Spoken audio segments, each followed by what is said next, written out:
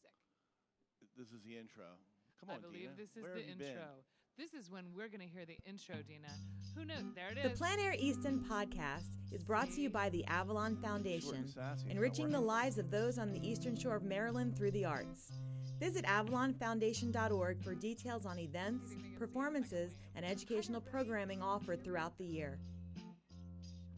Today's episode is sponsored by JFM Enterprises, providing distinctive ready-made and custom frames and moldings to the trade since 1974. Visit jfm.net to view their catalog of designs. Welcome, everybody, to the Plein Air Easton Podcast live. Live, yes. Feels very much like coffee talk here. I feel very and very NPR-ish, actually, with these huge mic. I don't know. It's totally weird for me. Usually, Tim and I record these podcasts in the basement of the Avalon Theater, and most of the time our guests are not live and breathing in front of us. They're on a screen. So this feels really strange, but it feels really lively because we're at Plein Air Easton 2022. Yes, in the Armory in Easton, downtown Maryland. And last night was our Meet the Artist dinner, which was really great. We had great sales. And today we're coming live from the Armory where there are artists dropping off more paintings. Paintings are being sold. People are hanging out. And the air conditioning is cool. It feels like a live convention. I feel like we're in New York City. You can hear the crowd behind us. That's not confusing to everybody. Chicago. So I know that we're running live on YouTube. So hi to everyone who's tuning in. And Nick is going to edit these podcasts, I guess, so that they'll drop regular style in a couple of weeks. But right now, hey, I'm Jess Bellis. And I'm Tim Wagon. Thank you for tuning in and listening to the podcast. And for our first ever live podcast recording, we are here today with our dear friend and Plein Air Easton alumni, Julie Riker. How are you doing today? Good. How are you? Up in the Good. mic, Julie, maybe a little Gotta bit. speak Yeah, don't be up. shy. Don't be shy. Don't Come on, be just, you can pull that mic shy. to you or lean All towards right. it. My first time doing this. Yeah, yeah. live, Don't worry, it's our first time doing it too. We Julie, have no idea what we're doing. yeah, as always, we have no idea what we're No, doing. that's not true, but in this case, it is. Julie, I always like to start at the very beginning. So, were you an artistic child? Oh, yes. Talk Yes. about that. You were like drawing beautiful things with crayons at 2. Drawing, art, and music. I was just always creative and artistic. And, always drawing, painting, doing crafts. Was your family artistic? Not really. You started when you were 5 years I have old? a brother who's a writer. So that's creative energy. And a musician, yeah. Musical household. Yes. And so you took a lot of art classes. Your yeah. school supported that? Yeah, I had a wonderful high school art teacher that really encouraged me to grow and continue into. I went to art school for college, and Where did you go to art college? I went to University of the Arts in Philadelphia, which was a lot of fun. Is that where you grew living up? in Philly? No, I grew up in central Pennsylvania, so it was which is a little more rural, suburban. So Altoona? No, I was in. I grew up in Mechanicsburg, which Oh. is near Harrisburg. Yeah. And I still live near there. I actually dated a girl who was moving from Mechanicsville, Maryland to Mechanicsburg, Pennsylvania. Oh, that's funny. A lot of mechanics around. It must have been, yeah. They were been probably the richest people in town at the time. and so the journey going to art school, what was the big takeaway from art school for you? Well, I actually majored in illustration. And what I took away, Why? and I know you've heard this from a lot of other plein air painters, the illustration program at my college was fantastic. They had really strong drawing, artistic anatomy, color theory, and the painting department was very sort of conceptual, and I called it loosey-goosey, like paint what you want, feeling. And I just thought, that's great, but I have the rest of my life to explore that. I wanted to get the fundamentals. Get something when with a I little was more there, structure. when I was paying for it, my parents, So I majored in illustration, but when I graduated, I the year after I graduated, they brought computers into the classroom.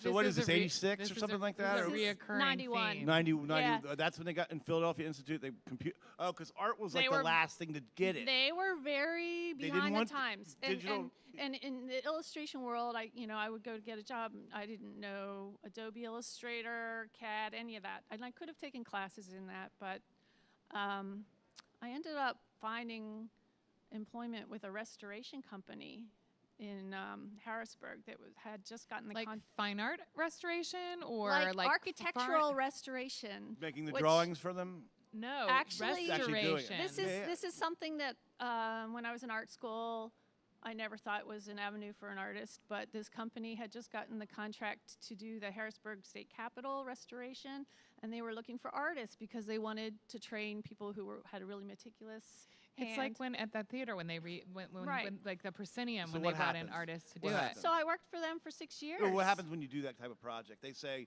"I want you to fix these tiles. Look at these Well, tiles artistically. So Look at the ceiling artistically." We did a lot of.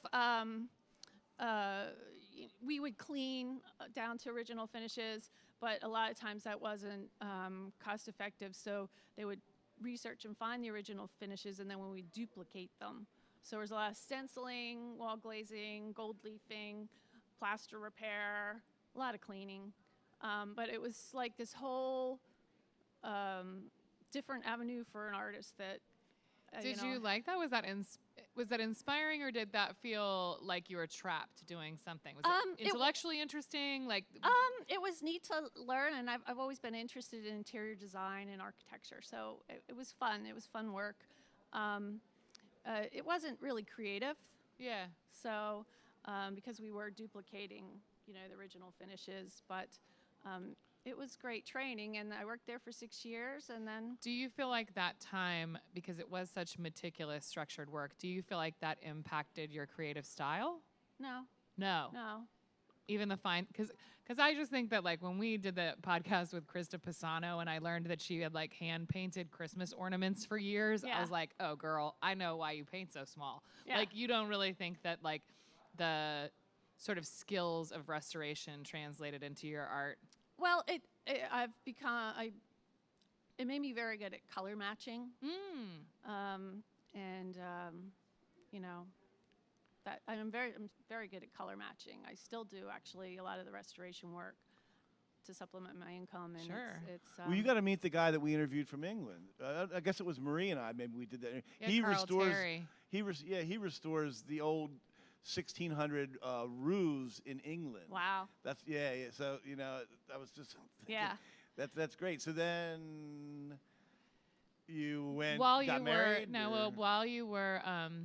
While you were doing that restoration work, were you painting independently too, A little No. little bit, but I was still young and I wasn't really sure what I wanted to do, but at some point that job, I decided I needed to get out of that for several reasons, and I took the jump and became self-employed and started getting jobs doing that type of work myself.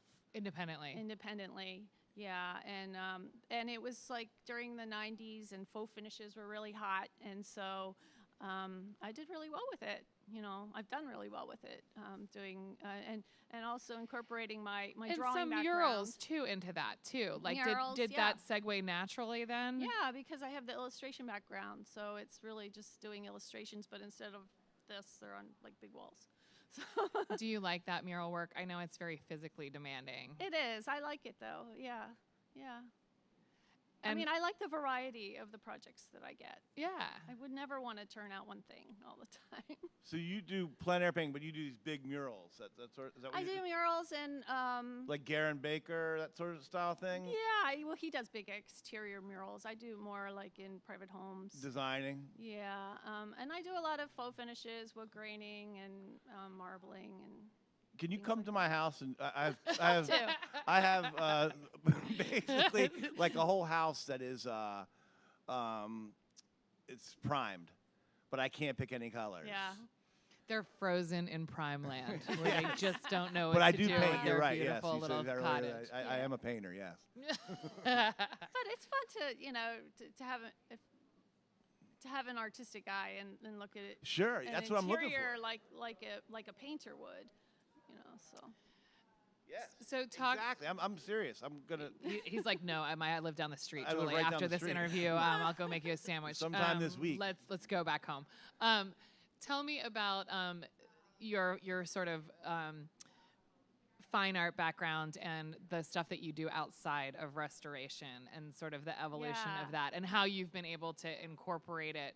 Like you said on the side, well, I still do that. Like that's how I supplement my income. It sounds like that's a big, bold part of your career, but you're also like, you do have other interests. You are a plein air painter. I am. You are a figurative painter. Yeah. You are like, talk about that a little bit. Well, I actually got into plein air painting. I was really busy with the decorative painting. I was getting huge contracts with builders, and then 2008 the housing market slowed down, and I found myself with a lot more downtime. And I took a painting class at a local art center, and they went outside. And all my years of art school, I'd never painted outside. Interesting. And I've always been an outdoors person, and I just loved it. I loved the immediacy, the challenge of painting with all the variables that you have painting outside. And so I've always made a place for it in my life since then, and it's a big part of my life now. Yeah. Do you paint outside every day? Not every day. I try to get out like once or twice a week. Yeah. And what kinds of things are your favorite things to paint? I see flowers. I'll tell everybody who is listening in podcast land, Nick made a really great graphic that incorporates the beautiful pink of Plein Air Easton this year, but Julie brought two other pieces, and one of them is a really beautiful sort of floral scene. Yeah, very, very nice. Thank you. No, I love to paint flowers, but honestly, I'll paint almost anything. That calls to you. I love a challenge, and if I haven't painted it before, and I think if I think I can't paint it, I might try. You want to try? Yeah, I do. So I'll paint all kinds of subjects. Do you still paint in the studio a lot, or is plein air like when you have the choice, you want to go outside? I do paint in the studio. It's mostly commission stuff, but I have a few things that I've started myself. But it seems like it's hard for me to get going in the studio, whereas when I go outside, I take my gear to a location. I'm like there's no other distractions, and I can focus on it. And once you've taken the step to pack yourself up, you need to paint, right? It's like when you're in your house or you can find something else to distract yourself with. But if you're going out to paint, then it is like dedicated time, I would think. Absolutely. Do you paint something, when you say you like the challenge of painting something new, do you have to go back to the same spot sometimes, or are you always looking for something new every time out? I know, I'll go back to the same location, but sometimes I'll see something different there. Yeah. Yeah, I mean, there's always something to paint. It really is. I mean, and Yeah. like I said, I'm just a looker at things and trying to figure out how to paint, because I can't even paint my own living room, as I just explained. But like to try and paint light, I'd have like a pretty tough time. But there is a lot when you really start to look with around. that new painting set I got him. Right. Yeah. Right. Yeah. No, it's primed and ready to go. Sitting right on my mantle. I'm just like, what is it? Because I'm all about the setup. It's like, okay, if I'm going to do this, so I want to do this outside, undercover, because I'm not going to get it done in 2 hours. I'm going to get it done in like maybe 7 days. He's going to do the Robert Barber style of going back to the same location for 6 years, I guess to and just continuing to layer the paint on. To bring it back to you, is that the way you felt when you first started saying, okay, I'm going to make this backpack kit, and I'm going to go out here and do this? Yeah, pretty much. Right, but she also had been doing it since she was 5 years I've been old and thinking had about like it a for a long collegiate time. degree in it. So it's Yeah. not like she was not like just jumping in the pool, Tim. Like she had all the tools to swim. Well, just so everybody knows, I think we all out there have all the tools to swim. Yeah, I think you just It just depends on how much you think about it. I mean, I think about it a lot. Yeah. And like then you got to commit, Stop right? thinking. You got to Just go commit, do right? It. Just do it. And that's kind of what you did, Yeah. sort of whatever. Yeah. Because Yeah. you sell them now. I do sell some of them, but I gotta say, outside of doing a plein air event where you paint to sell, mostly when I go out to paint, I think of it like a study. I go out to practice, and even for no other reason than psychologically, that takes a lot of the pressure off. Yeah. And it actually ends up sometimes being a better painting. Right. So if you're struggling with getting out there, don't think like I have to do this finished masterpiece that goes in a frame. You know, just go out and I'm going to practice trying to capture the light on that, in that shadow or on that tree. It's a hammock.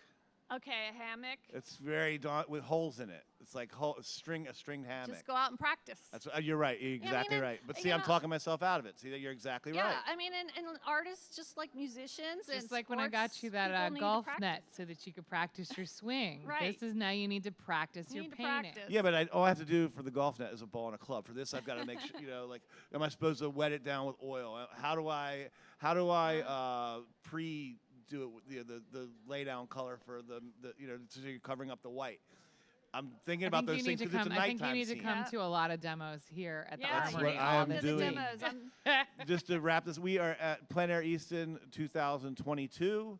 We're talking with artist Julie Riker, and we're going to be back in just a second. We're going to try and get some of these people who are standing around to come over here and sit and listen to the wonderful voice and artistry of Julie Riker. We'll be just right back in 1 second. The voice, is she gonna sing? I like her voice. Don't you like? It's very clear. I do. I mean, but a lot better than mine. Yours is clear too, like hers, but hers is, I don't know, softer. They match. We're not gonna sing. That's all I'm telling you. We'll be back with a duet in just 1 second. Man. Are we still filming?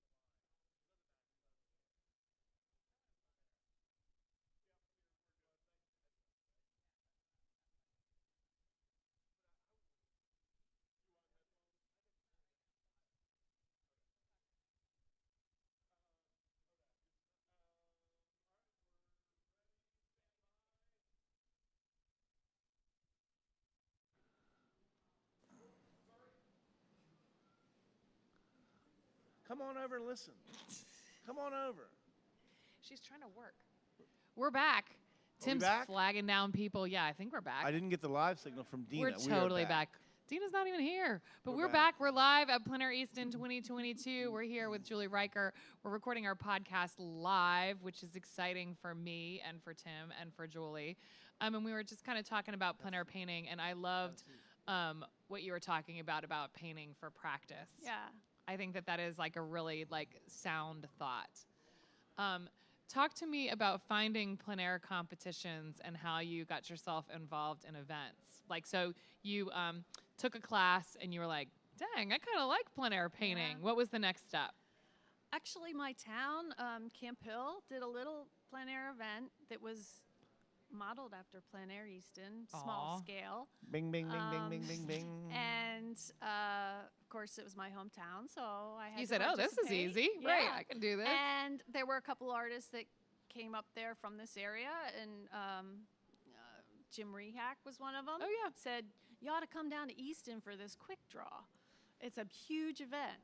And so I did it, and it was blew my mind. Right, I was going to say, talk to me about that experience and how aware, somebody saying to you, oh, the quick draw in Easton is big is one thing, but actually coming here in the heat and experiencing it, was it what you expected?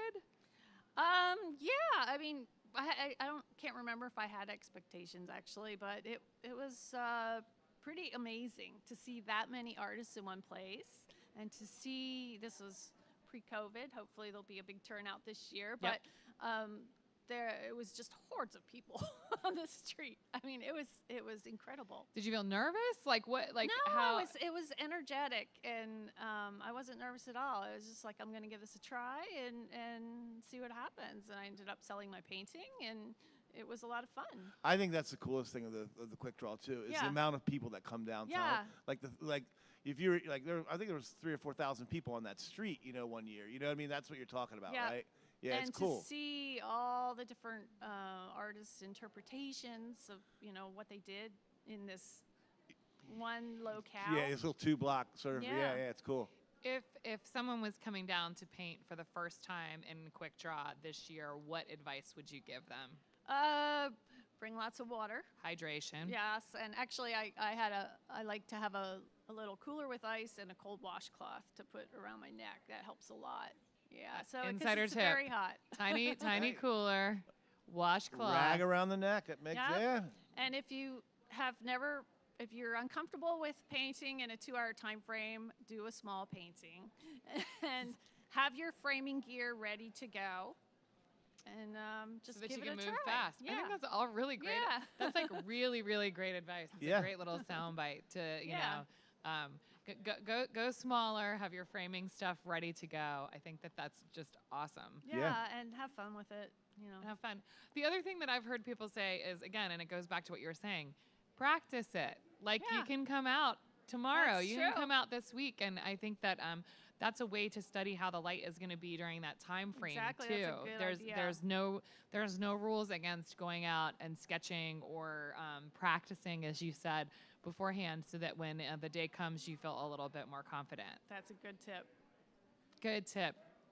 So you did the small event in the hometown, and then have you done a lot of other events? Yeah, I have.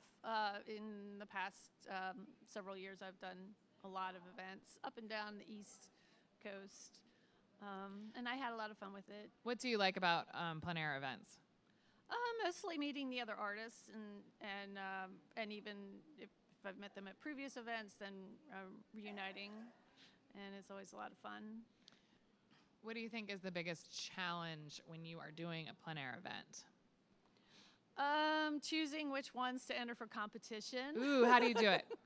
I often ask friends. Phone a friend. She's of the phone a friend variety. That is one method. Yeah. Yeah, because it's hard, for me anyway, I like a lot of them, and it's good to get an outsider's opinion. But then do you actually take their opinion, Sometimes. or do you do what you say? Because or everybody I ask has a different opinion. So and then you're like, all right, whatever. I'm just going to do what I'm going to do. It's just and you never know. It's always that one that you held back that.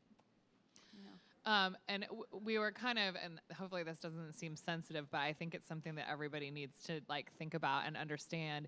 Plein Air Easton is a juried competition, which means hundreds of people apply. And so just because you get in one year, just because we like you as a person or we like your artwork doesn't mean that you get in.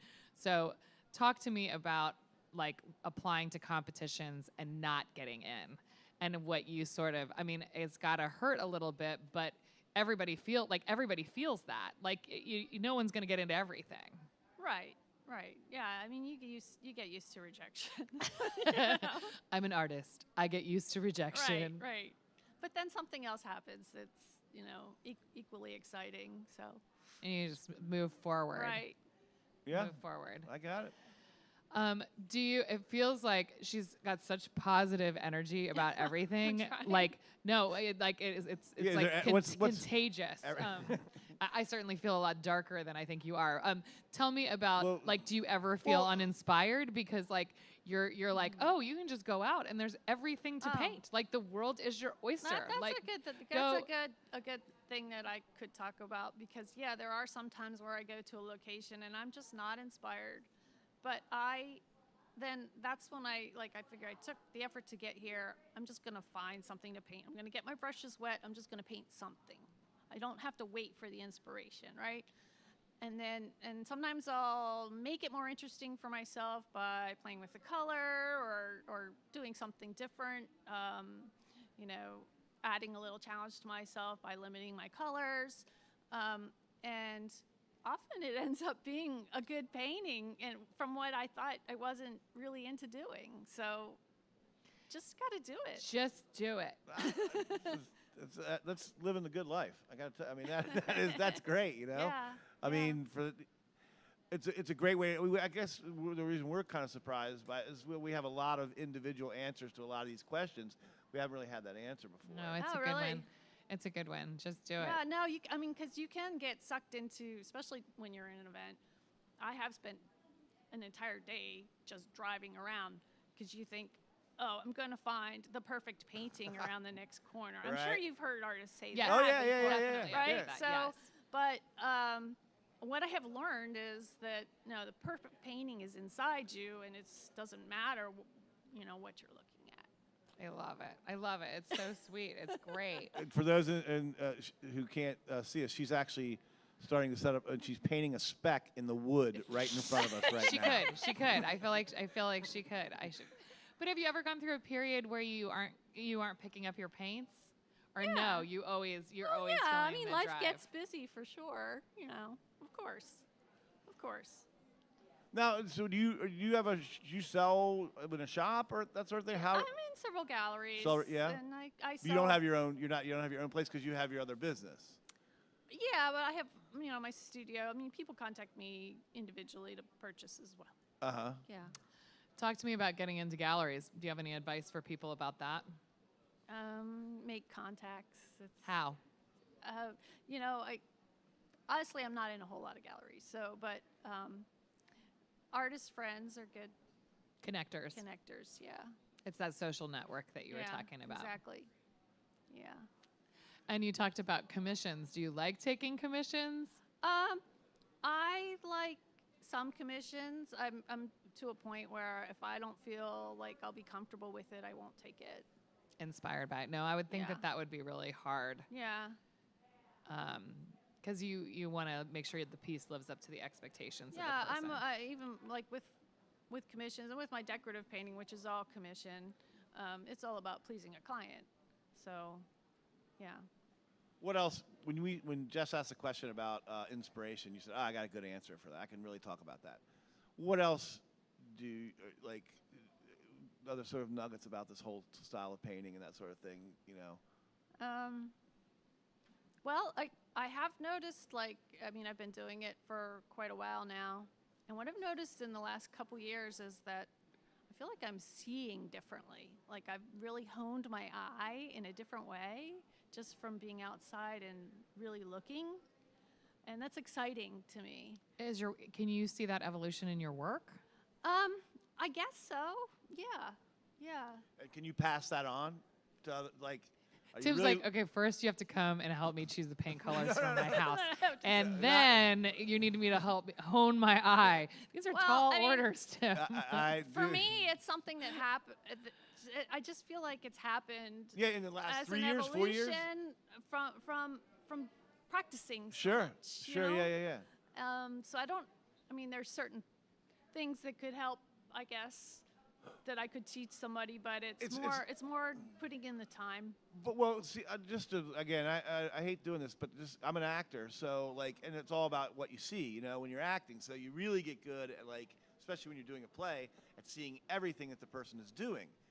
And then I'm a director also, so what I try to do is explain that feeling to another actor so they can they can they can go to another level of acting. Right. So that's why I was wondering if you were I see things different. And if I'm talking to a younger student or something like that, can you pass that sort of you can't pass the physiology of it. I could try, but I remember when I was taking workshops when I was starting out, and the instructor would say, look at that color. Really look at that color. What do you see? Yeah, exactly, And right? Right. You're But now you know what he's talking blue. about. Blue. Right. I see blue. Right. But now you see But that now she I'm was like, oh yeah, that's what he was talking about. Yeah. Yeah. Exactly. Now I see it. Now I see the light. Yeah, no, it's an interesting thing to try to pass on to people, Right. Because it's, Yeah. I guess, and also too, has this become easier for you to do as you've gotten doing? Is it easy for you to go out and? In some ways it is, but in other ways it's harder because I expect more out of myself. I'm more. I think when I first started, maybe I did some paintings that weren't so great, and I'm like, oh, that's really good, Right, and now I'm a little harder on myself because A more critical eye. Yeah. But it's easier in the sense that now my gear's all ready to go, and you know. She's not struggling with the fundamentals that you still are as an barrier for you. I had this idea of calling the podcast Full Circle, how the conversation always comes full circle. Yeah. It sort of came right back to the beginning there. I don't know, Julie, what are you doing now?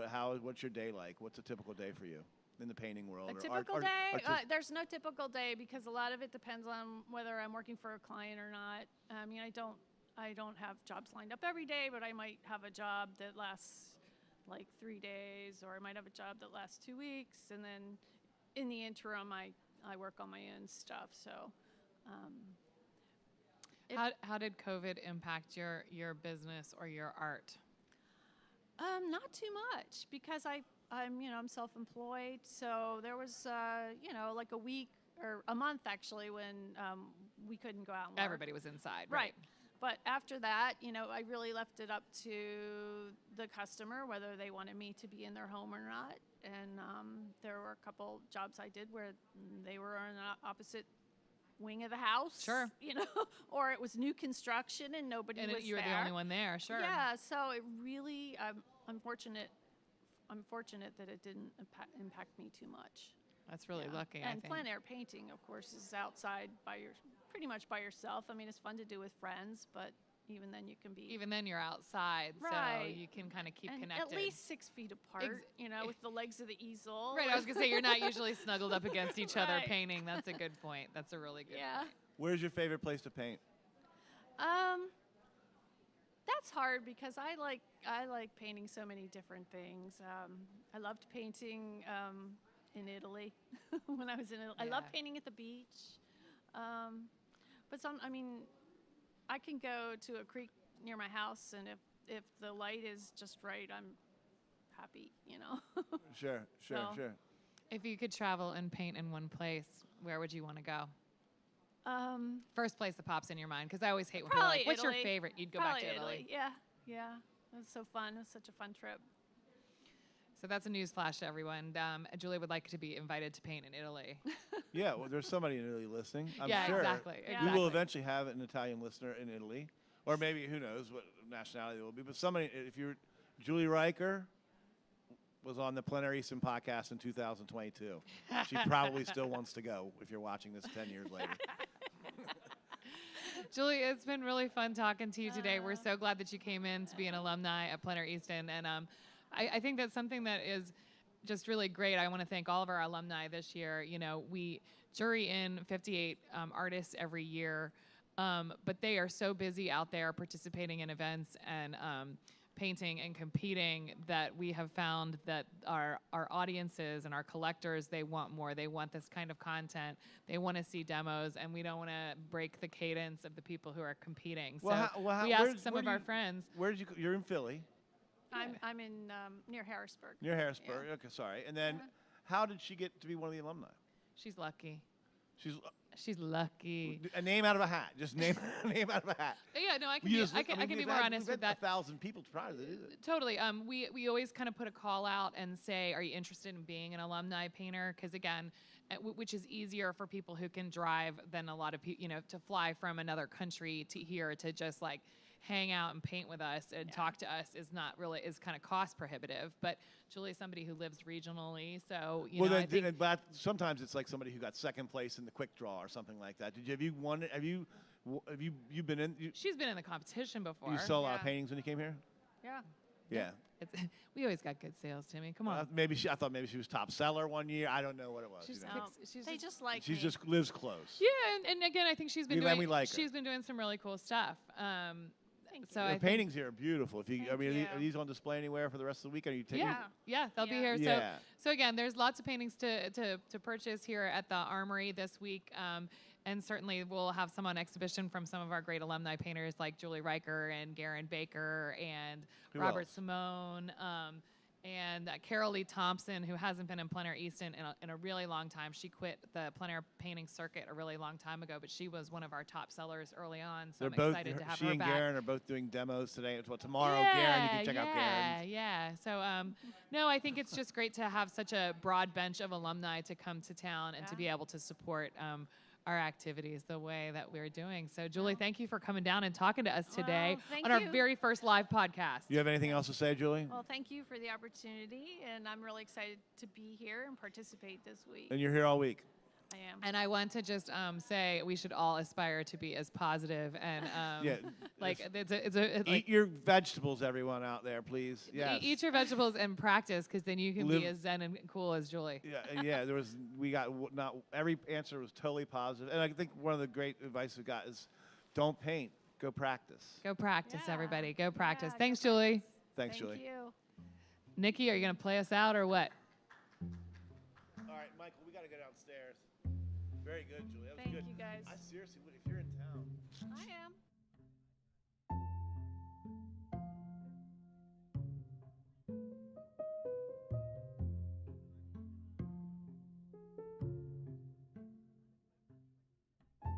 The Plein Air Easton Podcast is brought to you by the Avalon Foundation and was produced by Nick Richards. Our theme music was generously provided by Blue Dot Sessions. Remember to rate, comment, and subscribe. You can learn more about Plein Air Easton at pleinaireaston.com.